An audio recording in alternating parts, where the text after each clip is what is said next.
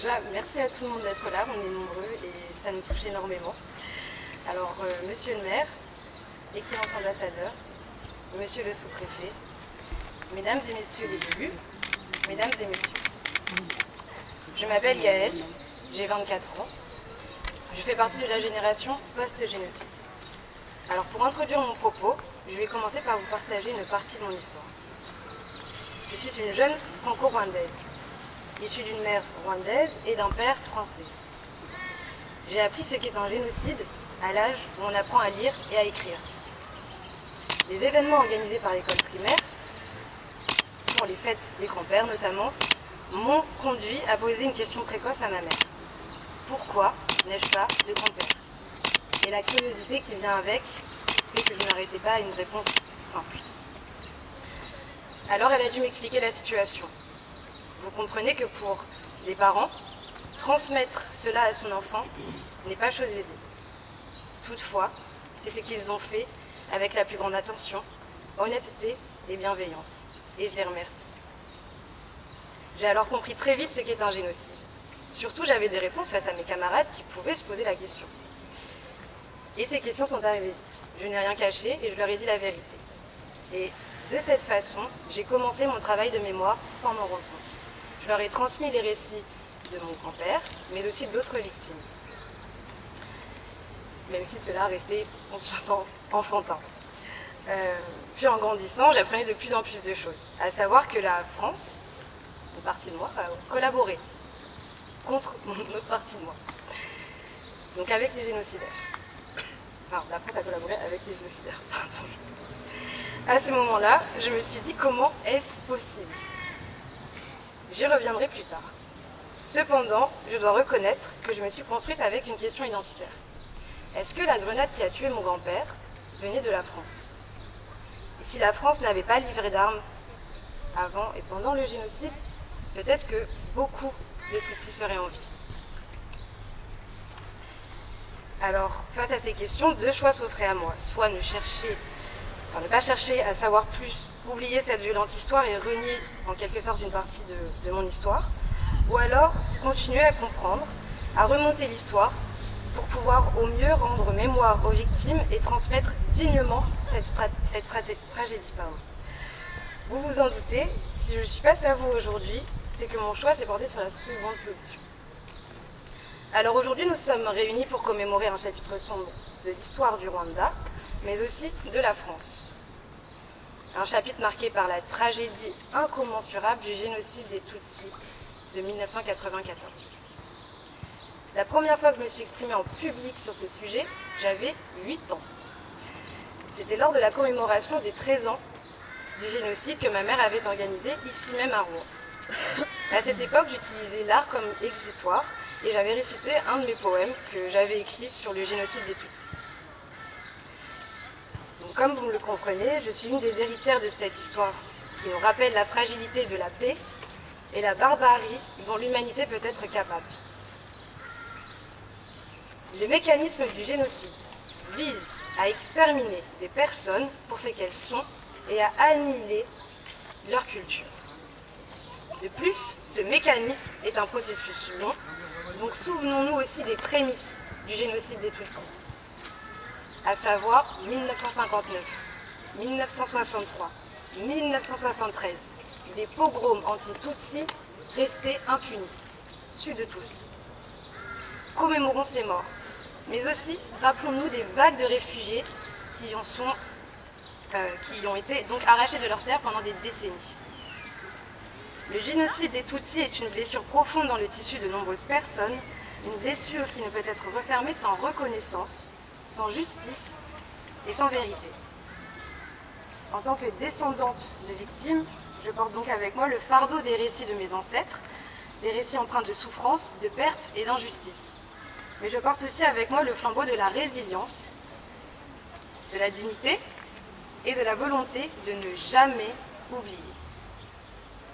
Comme nombreux de mes compatriotes, j'ai le devoir de répandre cette mémoire ou de reprendre ce travail auprès des nouvelles générations, et aussi bien de la mienne.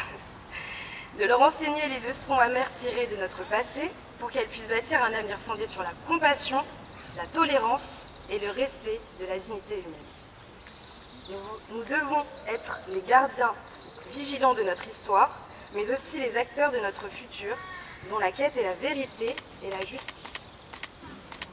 Transmettre la mémoire du génocide des Tutsis, c'est aussi reconnaître la souffrance des survivants, ceux qui ont enduré l'innommable et qui portent encore les cicatrices de cette tragédie dans leur chair et dans leur esprit. C'est leur offrir notre soutien, notre solidarité et notre empathie, afin qu'ils puissent guérir et reconstruire leur vie avec dignité. Je remercie et salue chaleureusement l'association Ibuka pour ce noble combat qu'ils nous transmettent et qu'ils mènent avec brio. En cette journée commémorative, je tiens à rappeler que la transmission par l'engagement de poursuivre la lutte contre le négationnisme et contre toute forme de discrimination et de haine. Comme dit en introduction, la France était présente et a aidé les génocidaires avant et durant le génocide des Tutsis. Étant franco-rwandaise, je suis obligée de vous faire un point précis là-dessus. J'ai su cela jeune et je me suis retrouvée face à l'incompréhension.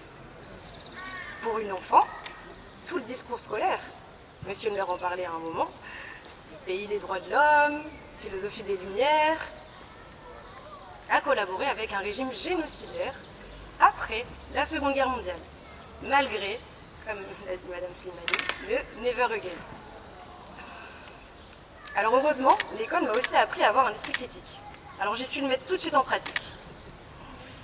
Avec l'âge, j'ai donc approfondi mes recherches jusqu'à découvrir les propos outrageants tenus par le président de la République de l'époque.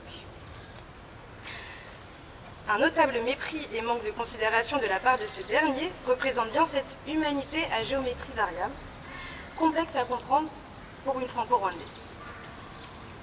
Alors que ce dernier avait le pouvoir de l'empêcher, mais il manquait la volonté. Cela traduit donc un racisme, une ignorance et un manque de reconnaissance de la part de nos divers gouvernements pendant et après le génocide. En a découlé la promesse de toujours me battre pour la vérité et la reconnaissance du génocide des Tutsis, mais aussi des responsables et de tous les autres génocides qui pourraient potentiellement arriver. Le rapport Duclerc portant sur l'implication de la France durant le génocide est un pas vers la réconciliation.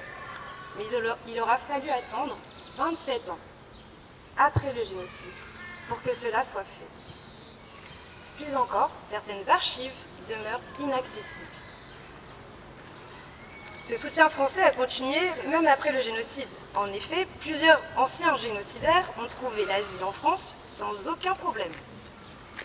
Alors que les rescapés ont fait face à de nombreux obstacles et ont dû se battre pour trouver l'asile, se sont vus attribuer des OQTF, et cela même de nos jours.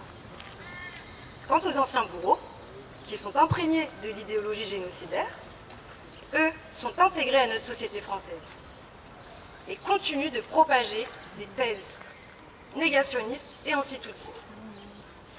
Plus encore, ils n'ont pas été jugés ou le sont tardivement, voire sont même considérés inaptes. Parmi ces bourreaux, certains d'entre eux ont trouvé refuge à Rouen. Alors peut-être que les collines de Rouen les ont charmés, cela n'empêche que jamais leurs crimes seront oubliés. Et nous n'oublierons jamais l'insécurité qu'ils ont voulu faire régner sur les rescapés, les survivants et nous les descendants ici en France. Ainsi, l'inauguration d'une telle stèle dans cette ville représente un symbole concret et fort. Merci à la ville de Rouen de ne pas donner gain de cause aux génocidaires vivant ici. Ne les laissons pas avoir de l'emprise, ne les laissons pas nous taire, ne les laissons pas propager le futur. Pour moi, la prévention est possible uniquement grâce à la transmission. Mais pour que cette transmission soit effective, il faut l'enseigner d'une part par ce mécanisme long du génocide qui passe par la déshumanisation d'une population, le génocide en lui-même, et d'autre part le post-génocide, à savoir la reconstruction et la commémoration. Ne pas se rappeler, c'est oublier et c'est reperpétrer des choses. Concernant le génocide des Tutsis du Rwanda, nous commémorons la souffrance de tous ces martyrs tués, allant du nourrisson à la personne âgée. Les génocidaires estimaient que toute personne Tutsi était apte à mourir car ils étaient des Inyenzi, ce qui signifie cafards. Et cela depuis 1959. Cela leur a donc permis de justifier, comme ils ont essayé de le faire, les sévices innommables qu'ils ont infligés aux Tutsis. Souvenons-nous que les voisins, les professeurs, les maires, les policiers, les gendarmes, les maris tués, leurs semblables, à coups de machettes, de gourdins, de grenades, de mitraillettes, et j'en passe. Pour que mon propos soit complet, permettez-moi donc de parler du post-génocide. Je tiens à souligner la force du Rwanda, des survivants et de leurs sacrifices, du Front patriotique rwandais, du président Kagame. Aucun pays de ce monde a su se relever comme le Rwanda l'a fait. Un pays abandonné par tous, avant, pendant et après 1994. Avant 1994, le mot génocide n'existait pas en Kinyarwanda. La beauté de mon pays est cette résilience et ce pardon, un véritable exemple. Ce qui est important à relever dans la reconstruction rwandaise est qu'elle a été possible grâce aux traditions précoloniales. La justice par les Gacaca. C'est la culture qui a résisté aux colons qui nous a sauvés. Cette même culture que ces colons ont voulu annihiler. J'estime que c'est l'un des enseignements les plus importants de l'histoire du génocide des Tutsis et j'espère que cela servira d'espoir et d'exemple aux populations sujettes à ce genre de tragédie actuellement. Œuvrons pour la justice, pour que les responsables de ces crimes abominables rendent des comptes devant la loi. Engageons-nous à construire un monde où la diversité est célébrée, où la paix est préservée et où la dignité de chaque individu est respectée. Soyons alertes sur les mécanismes du génocide, à savoir des crimes ciblés répétés sur un groupe qui reste impuni durant des longues années. Alertons-nous dès que nous en sommes témoins. Œuvrons pour que la France n'arme plus jamais les génocidaires et qu'elle ne collabore plus jamais dans des crimes contre l'humanité. Car comme le disait Aimé Césaire, une civilisation qui ruse avec ses principes est une civilisation moribonde. Pour conclure, que la mémoire des victimes du génocide des Tutsis soit à jamais gravée dans notre histoire française et rwandaise, et à partir d'aujourd'hui, dans l'histoire rwandaise, et je vous en remercie. Souvenons-nous, on l'a causé, je vous remercie.